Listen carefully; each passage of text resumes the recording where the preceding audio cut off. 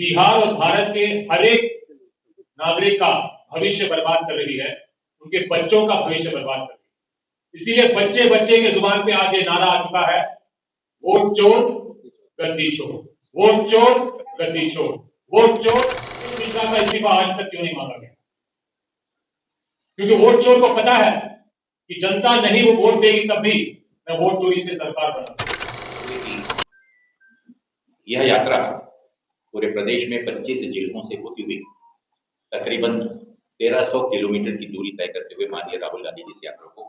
पटना में कल 1 सितंबर को यहां पर उसका समापन होगा। यात्रा 15 दिवस की 1300 किलोमीटर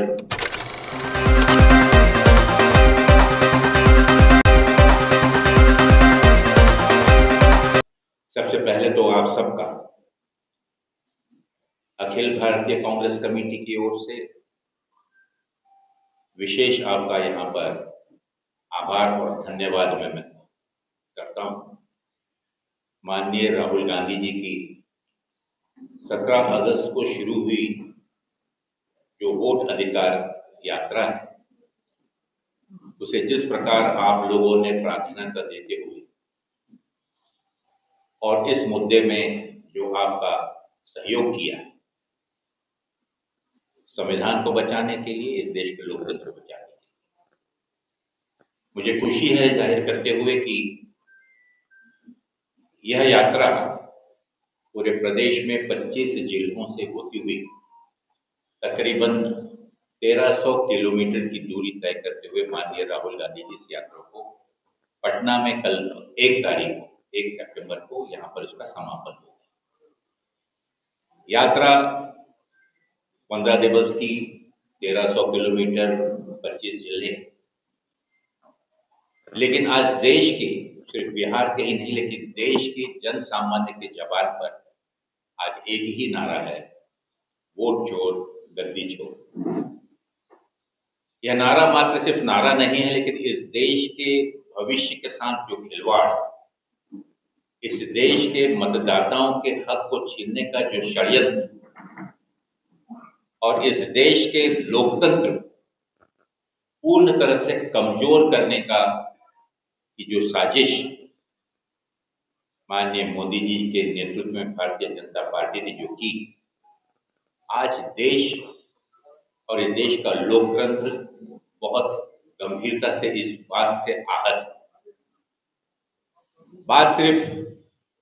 वोट चोरी की नहीं है, लेकिन इस प्रदेश में, इस देश की लोकतांत्रिक तरीके से चुन के आई सरकारों की भी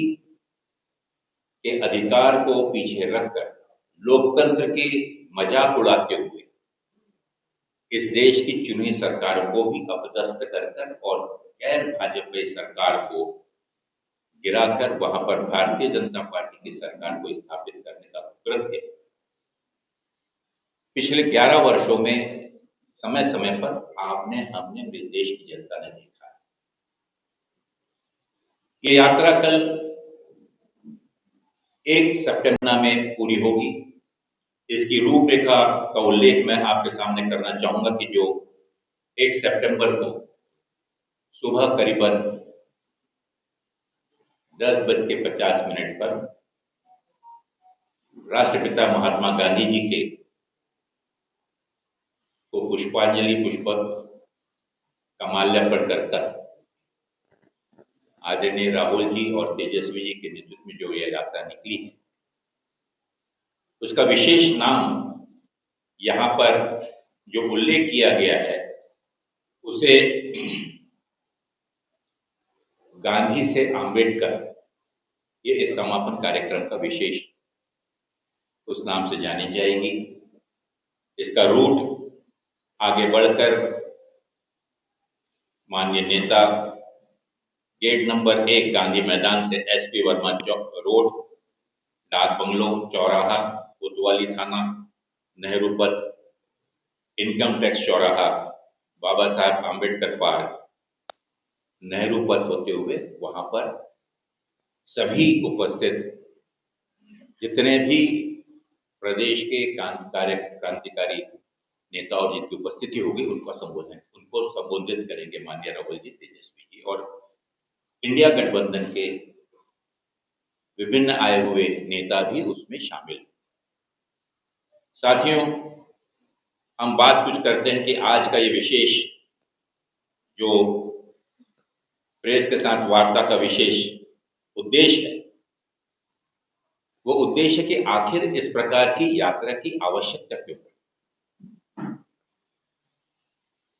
पीछे 11 वर्षों का एक संक्षिप्त इतिहास हम और आपसे छुपा हुआ नहीं है, लेकिन इस देश की संवैधानिक संस्था, इस देश के चुनाव आयोग को जिस प्रकार से राजनीतिक रूप से उसका दुरुपयोग करते हुए और विपक्ष को और मतों का, मतदाताओं के मताधिकार का हनन करते हुए जब विरोध में पक्ष में माननीय राहुल गांधी जी ने इस विषय को विशेष रूप से महाराष्ट्र, हरियाणा के बाद बार बार चुनाव आयोग के सामने उठाया, जहां पर इंडिया गठबंधन के शीर्ष नेतागण माननीय चुनाव आयोग के सामने उन्होंने पेशकश की और कुछ जानकारियां जो कि एक अधिकार है, जो कि पब्लिक डोमेन में और हमारे संवैधानिक रूप से चुनाव आयोग की जिम्मेदारी है कि अगर किसी प्रकार की शंका कुशंका होती है तो उसका समाधान करना। लेकिन दुर्भाग्य की बात यह है कि जब एसआईआर की घोषणा हुई तो भविष्यवाणी पहले ही इलेक्शन कमीशन के प्रमुख ने कर दिया कि 20% वोट कम होंगे। ये भविष्यवाणी एसआईआर की प्रक्रिया शुरू होने से पहले ही कर दिया। ये भी एक बड़ी आश्चर्य की बात है कि माननीय चुनाव आयोग के प्रमुख को इसकी जानकारी कैसे हो गई कि 20% वोट कम होंगे। और अंततः लेकिन जब ये घोषणा हुई तो पूरा विपक्ष, देश की जनता, देश का मतदाता विचलित तो हुआ, लेकिन एक भी शिकन भी ना ही भारतीय जनता पार्टी किसी नेता, ना उनकी तरफ से कोई वक्तव्य, ना कोई किसी प्रकार रिएक्शन है। ये किस चीज को प्रमाणित करता है? और जब मतदाताओं की मांग को लेकर माननीय राहुल गांधी जी के नेतृत्व में माननीय सुप्रीम कोर्ट ने जब आदेश जारी किया कि जो जानकारियां मांगी गई हैं उन जानकारियों को का समाधान होना चाहिए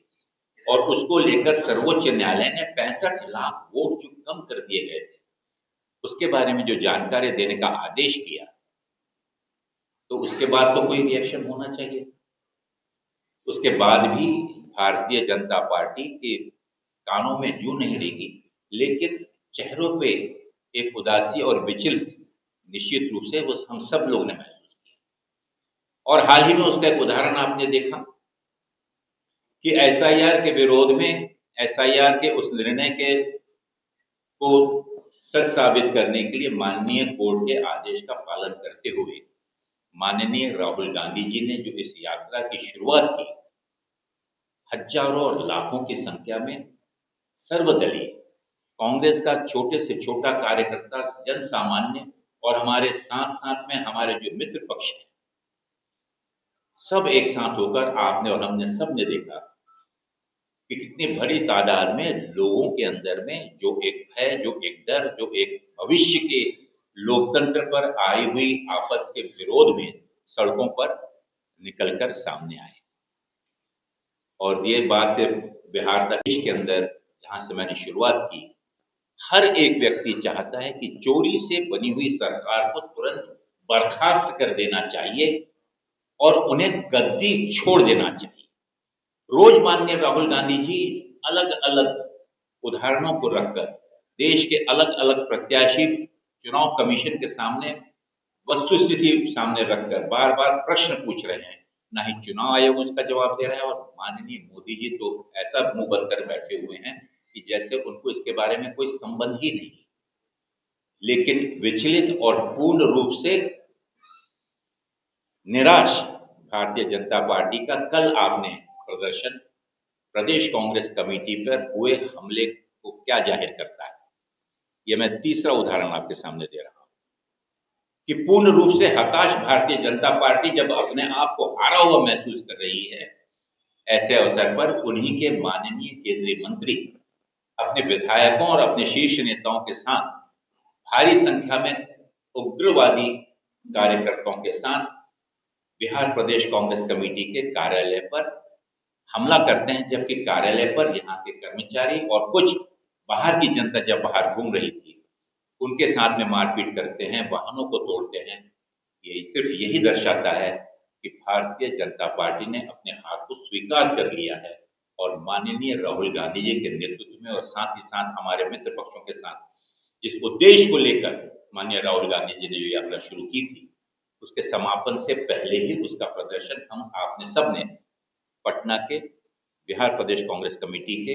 इस कार्यालय पर हमला इस चीज को साबित करता है कि भारतीय जनता पार्टी ने अपनी हार स्वीकार कर ली और वे जान गए हैं कि अब उन्हें सत्ता में आने का कोई रास्ता नहीं है, सब रास्ते बंद हैं। साथियों, हम ये बात क्यों कर रहे हैं, राहुल गांधी जी ने इस यात्रा को क्यों इतना प्रभुत्व देकर, क्यों इतना महत्व देकर और रात दिन अपने प्राणों की परवाह न करते हुए, जिस प्रकार का खतरा उनकी जान को है उसकी परवाह न करते हुए, बरसात में, आंधी में, तूफान में, इससे पहले जो 10,700 किलोमीटर की यात्रा भारत जोड़ो यात्रा और भारत जोड़ो न्याय यात्रा के रूप में उन्होंने कन्याकुमारी से कश्मीर तक और मणिपुर से लेकर मुंबई तक जो यात्रा की थी, उस यात्रा का उद्देश्य है देश के संविधान को और इस देश में अनकहे आपातकालीन स्थिति से लोगों को निजात दिलाने के लिए जागृत करना। और निश्चित रूप से देश की जनता ने उनकी इस भावनाओं को, उनकी इस तपस्या को, उनके इस त्याग को, उनकी इस मेहनत को का पूरा सम्मान करते हुए 2024 के लोकसभा चुनाव में जवाब तो दे ही दिया था। अगर ये वोट चोरी का मामला नहीं होता तो निश्चित रूप से आप और हम सब जानते हैं कि मात्र अगर 15 से 20 सीटों पर भी वोट चोरी का अंजाम नहीं लगता, और मैं दावे के साथ कह सकता हूं कि उत्तर प्रदेश का जिसका मैं आज प्रभारी हूं, वहां पर बनारस की सीट पर हमारे प्रदेश अध्यक्ष अजय राय जो कि तीसरी बार प्रत्याशी थे, मोदी के सामने लड़ रहे थे, 6 राउंड तक के मोदी जी को ट्रेल करना पड़ा, पीछे चलते रहे और उसके बाद अचानक आपका पूरा सिस्टम इलेक्शन कमीशन का पूरा गायब हो जाता है। आपके जो पोस्ट होती हैं रिजल्ट की वो बंद हो जाती है, कह दिया जाता है कि सिस्टम फेल हो गया और मात्र 4:30-5 बजे कह दिया जाता है कि भाई अब मोदी जी 1,38,000 वोट से आगे हो गए। मुझे बोलने की आवश्यकता नहीं कि क्या वहां पर हुआ, किस प्रकार से सिस्टम को पूरा हाईजैक करके किस प्रकार से क्या क्या कार्रवाई है, जो कि आज राहुल जी ने खुलेआम मंचों से पार्लियामेंट में और पूरे प्रदेश में घूम घूम कर उस चीज को ऐलान कर रहे हैं। ये वोट चोरी मात्र सिर्फ सरकार की चोरी और ये है तो उसके क्या कारण है कि यहाँ पर उनको किस चीजों की आशंका है, क्यों लोग चिंतित हैं? अगर आप देखेंगे तो ये मतदारों का हक अपनी सरकार चुनने का, अपनी पसंद के, अपने विश्वसनीय सरकार को, जिन सरकार को मौका देना चाहते हैं, जिन नेताओं को मौका देना चाहते हैं, उनसे उनको वंचित करना होगा। लेकिन सबसे बड़ी चीज है कि उनके हक के इस चोरी के बीच क्या फर्क पड़ेगा, तो ये वो चीजों को छुपाना चाहते हैं जिस प्रकार की मनमानी भ्रष्टाचार पूरे देश के अंदर उन्होंने किया हुआ है और बिहार उससे अछूता नहीं है। अगर हम देखेंगे तो हाल ही में कैग की रिपोर्ट मैं थोड़ा सा रेफर करना चाहूंगा कि स्टेट फाइनेंस रिपोर्ट इसका नंबर 1 2025 की जो रिपोर्ट है विधानसभा में रखी गई, उस विधानसभा के से आशंका जाहिर की गई कैग की रिपोर्ट, ये मैं अपने शब्द नहीं वो कह रहा कि विभिन्न योजनाओं के नाम से 70,877.61 करोड़ रुपए का गबन किया गया। ये कैग ने अपने इसमें संभावनाएं व्यक्त की, जिसके ऊपर में अभी तक कोई ना जवाब आया ना किसी प्रकार की कार्रवाई, और इसका लेखा जोखा भी कि पैसा कहां गया, इसका भी लेखा जोखा सरकार के पास में नहीं है। इसका क्या असर हुआ कि जो पैसा बिहार के विकास के लिए, बिहार के लिए आया हुआ था, वो पैसा ही गबन हो गया। तो कहां से आएंगे उद्योग, कहां से आएगा व्यापार, कहां से आएगी नौकरी? और बिहार जिस चीज से सबसे ज्यादा पीड़ित है वो है यहां से हमारे मजदूरों का, हमारे यहाँ के बिहारी जनता का, बिहार अस्मिता का, यहां से हमारे मजदूरों का, युवकों का पलायन करना, और इस पलायन के चलते हुए अगर आप देखें तो वह संख्या भी देखिए कितनी शर्मनाक है। ये उसी का कारण है कि जो लोग लायक नहीं है उनके हाथ में सत्ता जब जाती है, पैसे गबन कर दिए जाते हैं, लोगों के विकास के, लोगों के शिक्षा के, स्वास्थ्य के, किसानों के, और इसका असर जनता पर, पूरी हमारे यहाँ की अर्थव्यवस्था पर पड़ता है। लोग पलायन कर रहे हैं सालों साल से, लेकिन वो सालों साल का उसका भी एक स्टडी रिपोर्ट मैं आपके सामने रखना चाहूंगा कि इसमें caste wise socio economic report जो कि 17 नवंबर 2023 को पेश की गई, उस रिपोर्ट में जो आंकड़े दिए गए उसमें मैं कहना चाहूं कि 94.42 लाख से अधिक परिवार जो हैं वह, अर्थात 5 करोड़ लोग 40 रुपए प्रतिदिन पर जिंदा है। और अगर आप देखें तो 81.91 लाख की आबादी जो है, जो कि करीब 4 करोड़, वो सिर्फ 67 रुपए पे 67 रुपीज पर डे के आधार पर वो जीवित हैं। बिहार का यह आंकड़ा है। ये शर्मनाक चीजें तभी होती हैं जब हम असक्षम हाथों में इस प्रकार की सत्ता देते हैं, जहां पर लोगों का अधिकार छीनकर मनमानी तरीके से सरकारें बनाई जाती हैं। यही हाल युवाओं के साथ में। अगर आप देखें तो पिछले दिनों पेपर लीक के मामले में भाई प्रेमचंद मिश्रा जी यहाँ बैठे हुए हैं, और समय समय पर मैं कहता हूं कि डिबेट में मैं आपको सुनता हूं, अलग अलग जगह पे आपने इसका उल्लेखन किया है, लेकिन मैं आप विशेष रूप से आज आपको पढ़कर दिखाना चाहूंगा कि कितने पेपर, कितने एग्जाम युवकों के भविष्य के साथ कैसा खिलवाड़ किया गया। अगर आप देखें तो हमारी जो यहाँ की बीजेपी जेडीयू की जो सरकार है, उसमें अगर सच कहें तो नौजवान साथियों के भविष्य की बोलियां लगा दी गई हैं पेपर लीक और परीक्षाओं को विफल कर कर। उनके भविष्य के साथ किस प्रकार खिलवाड़ हुआ है। सिपाही भर्ती 2017 से 2023 का 23 तक पेपर लीक होता रहा। अमीन भर्ती परीक्षा 2023 का पेपर बेचा गया, वो भी लीक हो गया।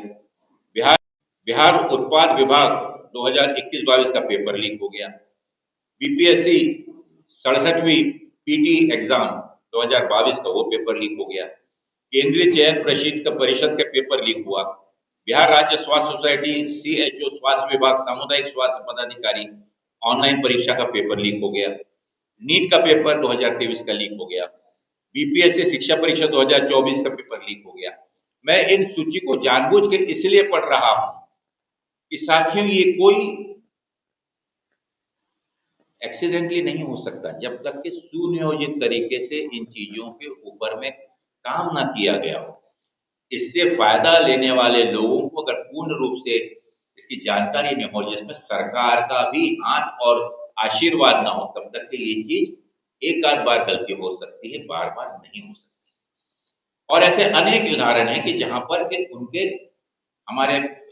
हमारे नौजवानों के रोजगार को रोन कर और उन्हें ढकल दे गया। ये याद रखिए कि बिहार ये ऐसा राज्य है जहां 18 से 23 वर्ष की जनसंख्या 1.36 करोड़ की जनसंख्या, जो कि अगर आप है, लेकिन अगर इसमें देखें तो अंडर ग्रेजुएट 23.33 लाख छात्र जो अंडर ग्रेजुएट पढ़ाई कर रहे हैं, उसमें से 1.13 करोड़ युवा उच्च शिक्षा से वंचित है। जब शिक्षा ही नहीं होगी तो आगे का रोजगार और आगे का भविष्य क्या होगा। और इसका नतीजा क्या है कि उनके भविष्य के खिलवाड़ को, उनके परीक्षाओं को लीक कर कर और मात्र कुछ चंद पैसों के फायदे के लिए उनके भविष्य के साथ खिलवाड़ हो गया। अब एक उदाहरण मैं देना चाहूंगा, स्वास्थ्य विभाग। आप और हम सब जानते हैं कि आज किस प्रकार से शिक्षा और स्वास्थ्य किसी भी समाज के उत्थान के लिए, किसी भी समाज के स्वास्थ्य के लिए शिक्षा और स्वास्थ्य, ये दो व्यवस्था सबसे ज्यादा आवश्यक है। हमारे आने वाले भविष्य के लिए भी आज से अगर हम उनके स्वास्थ्य का ध्यान नहीं देंगे, मानसिक और शारीरिक भविष्य अंधकार में नजर आता है। लेकिन आज अगर हम देखें कि बिहार में चोरी की सरकार ने क्या किया, अगर कैग की रिपोर्ट का मैं उदाहरण देना चाहूंगा जो कि निश्चित रूप से चौंकाने वाला है। सरकारी अस्पतालों में 35 से 69% डॉक्टर, नर्सों और पैरामेडिकल स्टाफ की आज कमी है और आयुष अस्पतालों में तो यह कमी 82% है।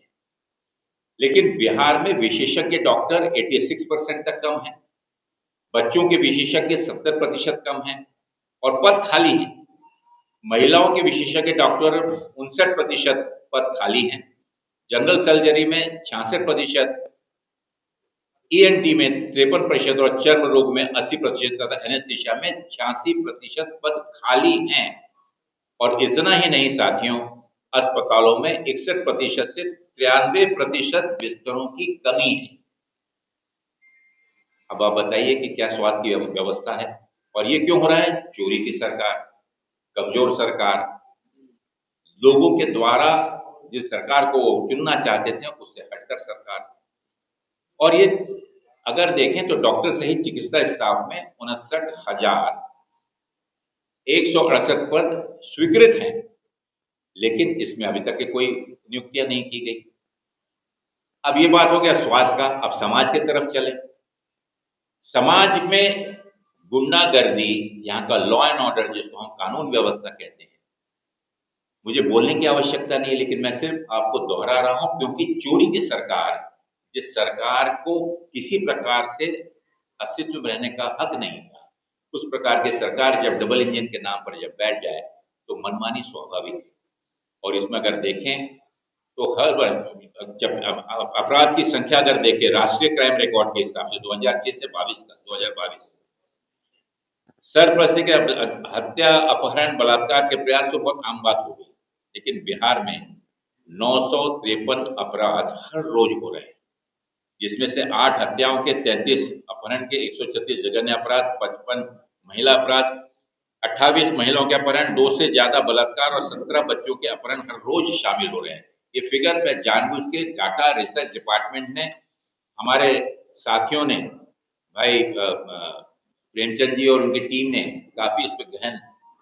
रिसर्च किया हुआ है और आपके सामने रखने में मुझे शर्म तो आ रही है, लेकिन वास्तविकता जब तक हम इस सरकार के उजागर नहीं करेंगे, राहुल जी की इस यात्रा का मकसद पूरा नहीं होगा साथ। और अब देखें हम, अब हत्याएं, चोरी, लॉ एंड ऑर्डर, ये सब तो अब बहुत ही कॉमन चीज हो गई। अब मैं क्या इसको बार बार दोहराऊं? अगर देखें तो इस प्रदेश के अंदर में जो उद्योगपतियों की जो हालत है, जो आज उनके ऊपर आप बीत रही है, ये अपने आप में एक शर्म की चीज है कि कोई भी उद्योगपति यहाँ पर अपने ना ही इन्वेस्ट करना चाहता है, यहाँ पर अपने पैसे लगाना चाहता है, क्योंकि भविष्य उसे अंधकार में नजर आता है। तो साथियों, आपसे यही निवेदन करना है कि माननीय राहुल गांधी जी, जिन्होंने 10,700 किलोमीटर की यात्रा के बाद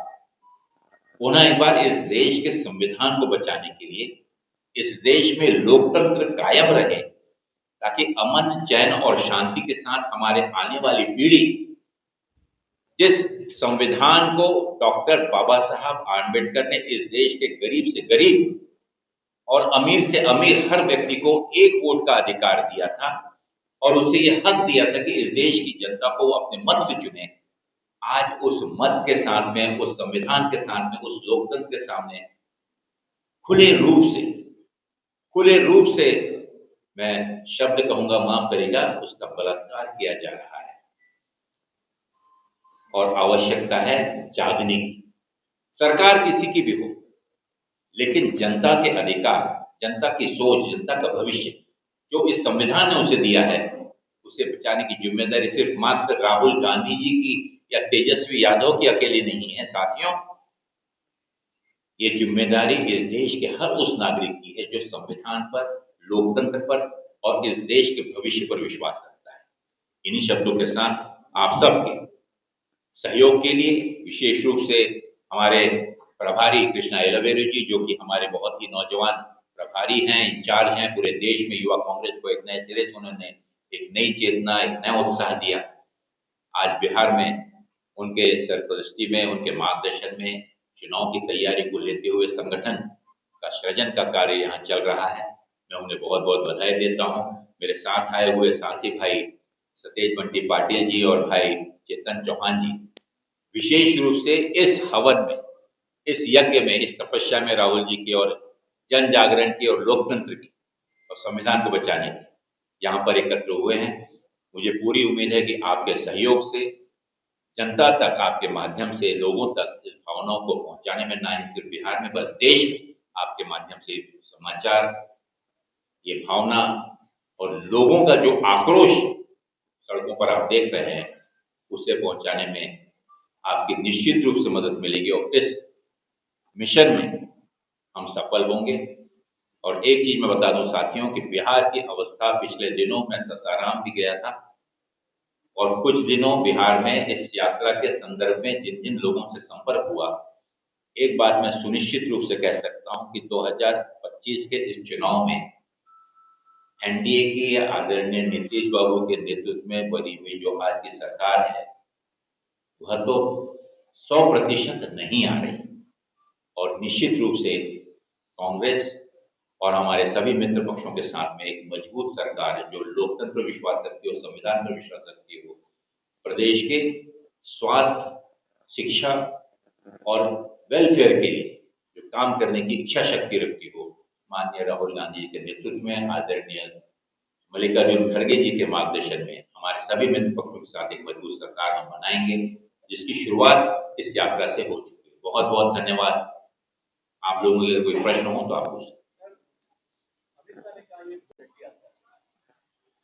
अब अमित शाह की बुद्धि की तो मैं बराबरी नहीं कर सकता। जनता सड़कों पर जब लाखों की संख्या में निकली हुई है,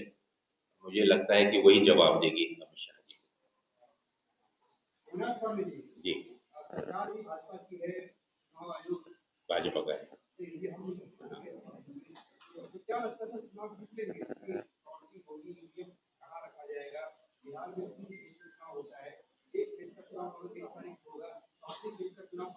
पूरे देश की जनता के सामने यही कि पिछले 11 वर्षों में चुनी गई सरकारें इसी प्रकार से क्योंकि आई और देश की जनता वास्तविकता जान चुकी है, तो यह प्रश्न, यह डर, यह भय, ये शंका देश के हर अधिकांश नागरिकों के मन में यही शंकाएं हैं और उन्हीं शंकाओं का निरादान करने के लिए राहुल जी सड़कों पर निकले।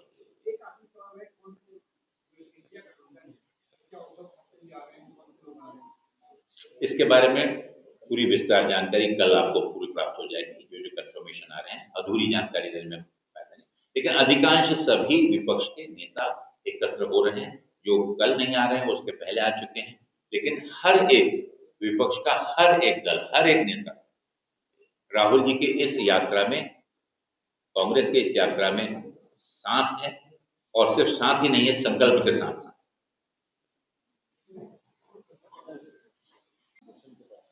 इस यात्रा के मूल उद्देश्य के बारे में मैं कुछ शब्द कहना चाहूंगा। मामला वोट चोरी का है और इस यात्रा के माध्यम से इंडिया गठबंधन, राहुल जी, तेजस्वी जी और सारे नेता और कार्यकर्ता बिहार और भारत की जनता को ये समझाना चाह रहे हैं कि जो वोट चोरी से सरकार बनती है,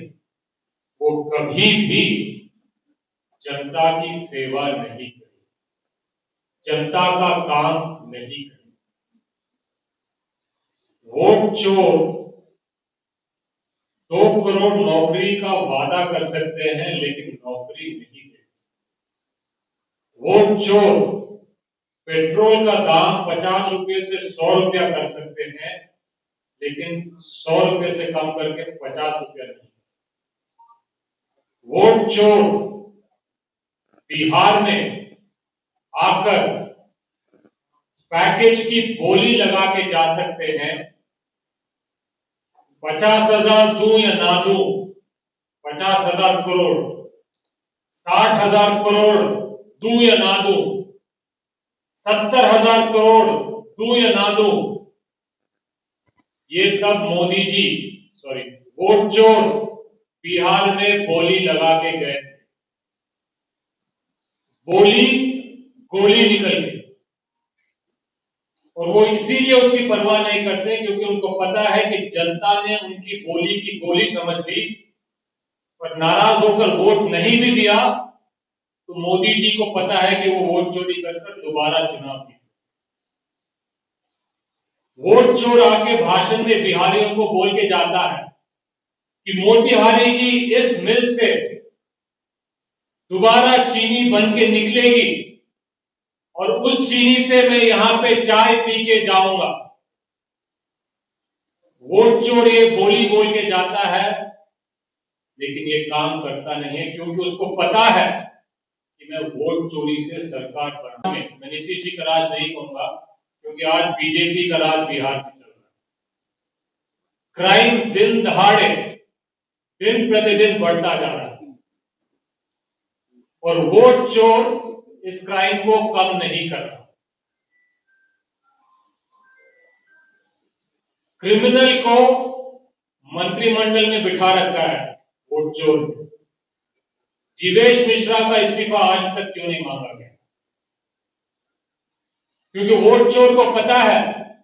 कि जनता नहीं वो वोट देगी, तब भी मैं वोट चोरी से सरकार बनाऊंगा। जब वोट चोरी होती है तो निश्चित रूप से क्राइम बढ़ता ही रहेगा, घटेगा नहीं। और जब तक क्राइम घटेगा नहीं, तब तक बिहार में निवेश नहीं आएगा, बिहार में फैक्ट्री नहीं खुलेगी, बिहार में कंपनियां नहीं आएंगी और नौकरियां नहीं लगेंगी, रोजगार नहीं आएगा। तो जब तक वोट चोरी होती रहेगी, तब तक पलायन बढ़ता रहेगा। जब तक वोट चोरी से सरकारें बनेंगी, तब तक घर में माताओं, बहनों और बेटियों का बचत की पूंजी को बर्बाद किया जाए। वोटर अधिकार रैली का यह मकसद है कि जनता को समझाना कि जब तक वोट चोरी होगी, बिहार में न कमाई होगी, न पढ़ाई की व्यवस्था, न पेपर लीक बंद होंगे, न क्राइम का ग्राफ कम होगा, न बेटियां सुरक्षित होंगी,